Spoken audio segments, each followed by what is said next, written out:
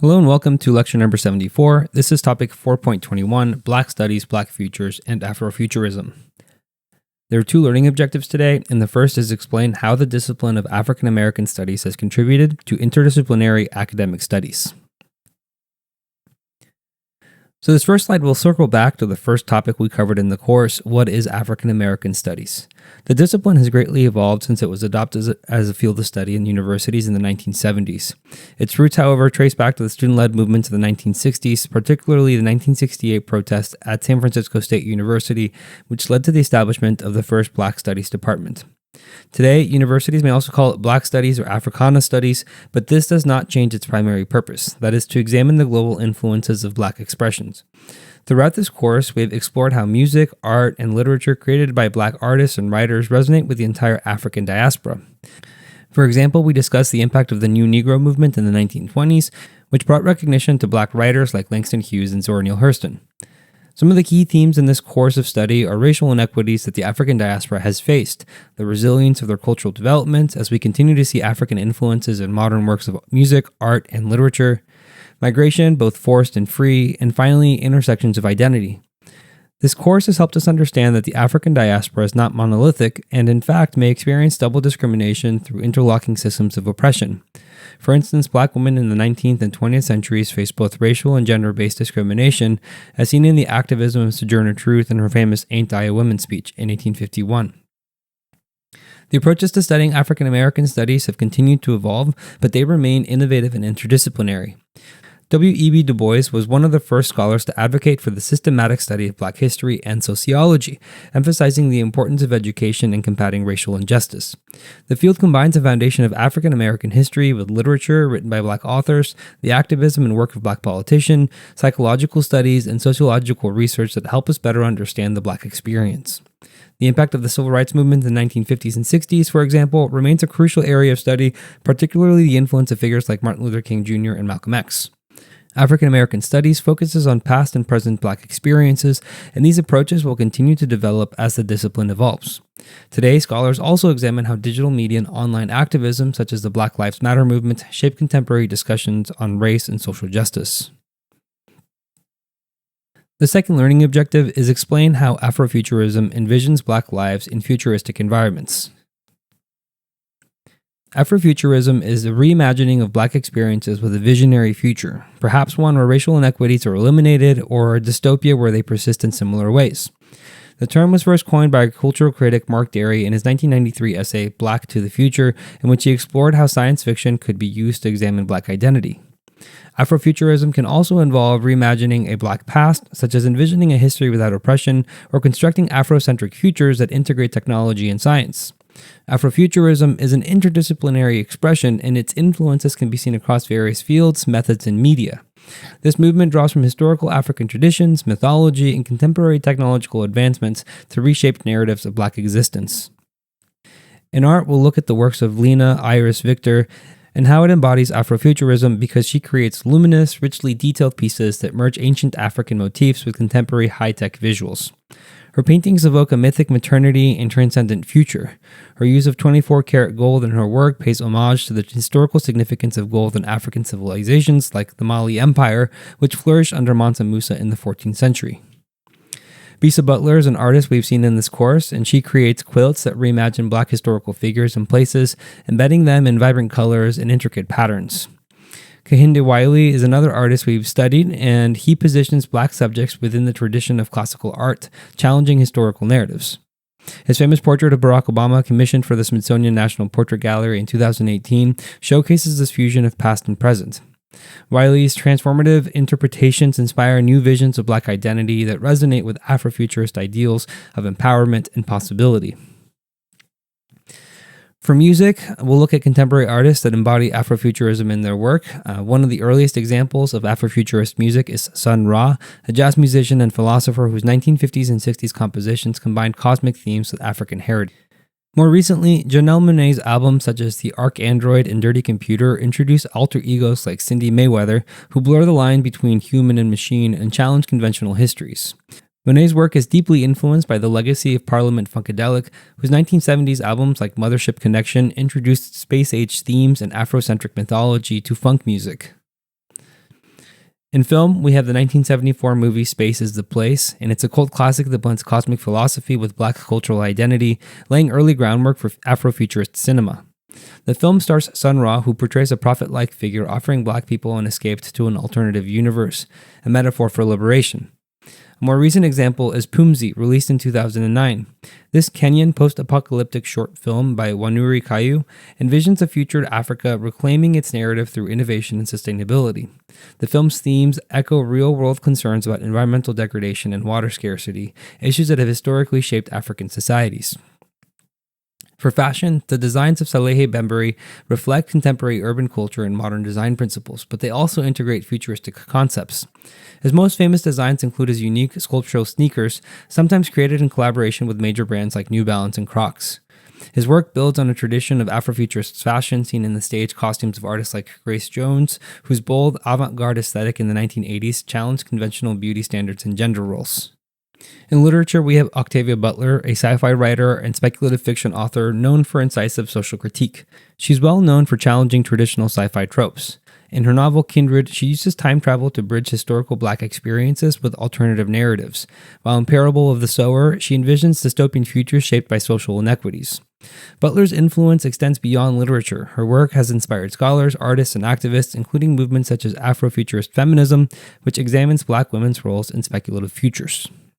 And finally, for architecture, Afrofuturism can also be seen in the Smithsonian National Museum of African American History and Culture in Washington, D.C. Its innovative use of modern materials and Afrocentric motifs reflect the movement's spirit of merging heritage with forward-thinking design. The museum's bronze-colored exterior of a three-tiered crown was inspired by Yoruban art from West Africa, while the intricate metal lattice is an homage to the ironwork created by enslaved African craftsmen in the American South. Next, we'll move on to early examples of Afrofuturism. The College Board identifies Phillis Wheatley and Benjamin Banneker as two foundational figures whose work exhibit Afrofuturist themes. Phillis Wheatley was born in West Africa and enslaved as a child. She was likely born in 1753 and died in 1784. Wheatley became the first published African American poet, gaining widespread recognition for her literary talent.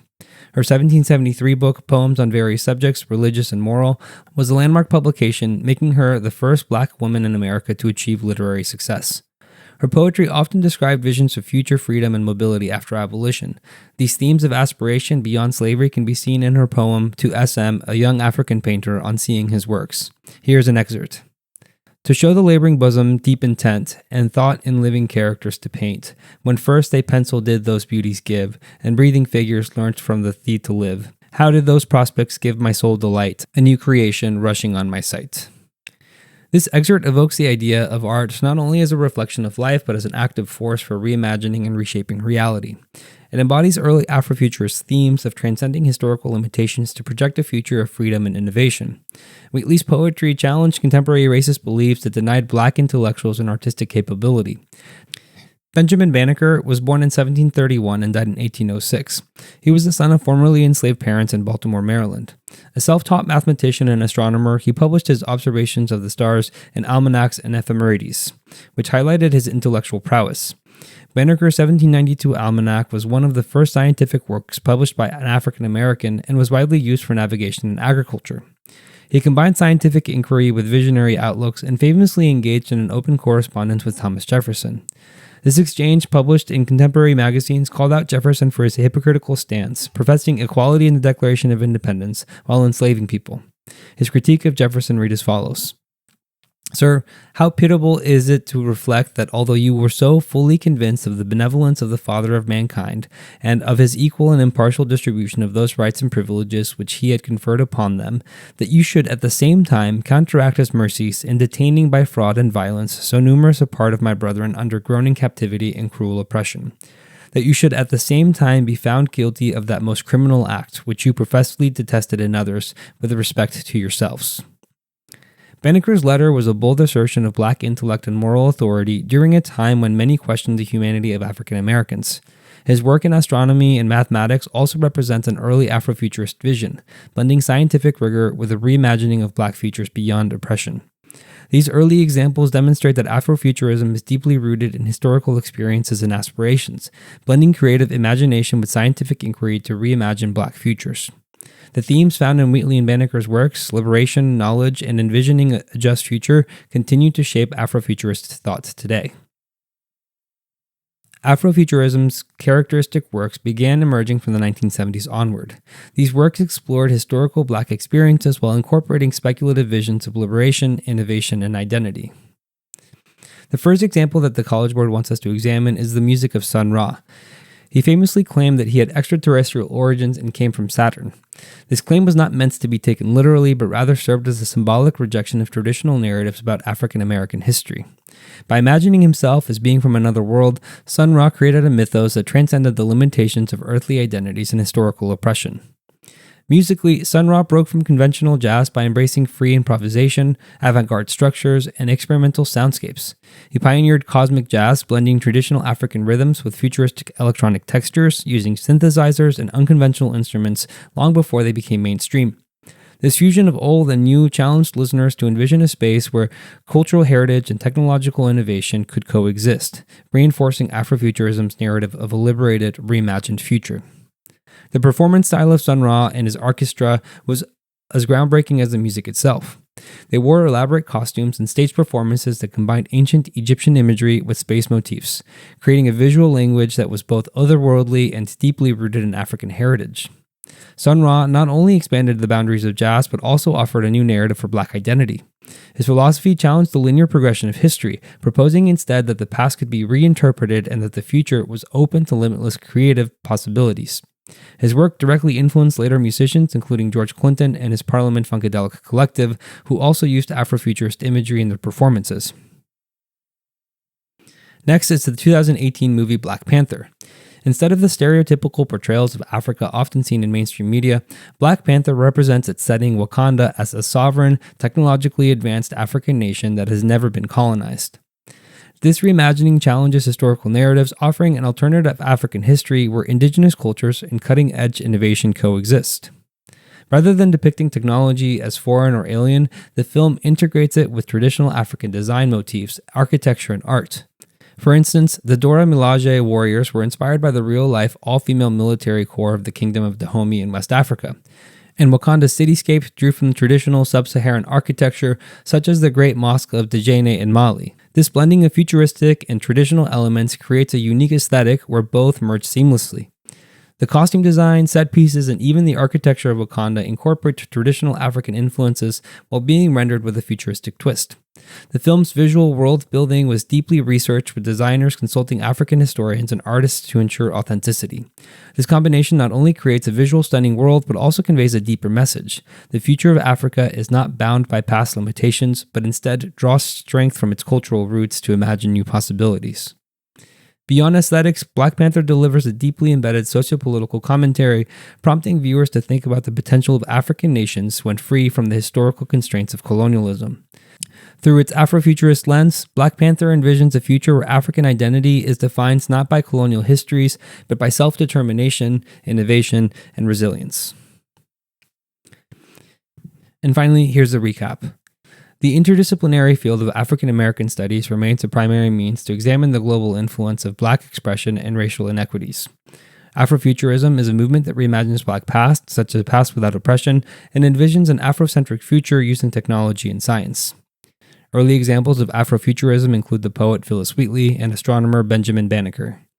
Afrofuturism's characteristic works emerged from the 1970s onward, including the music of Sun Ra and films like Black Panther.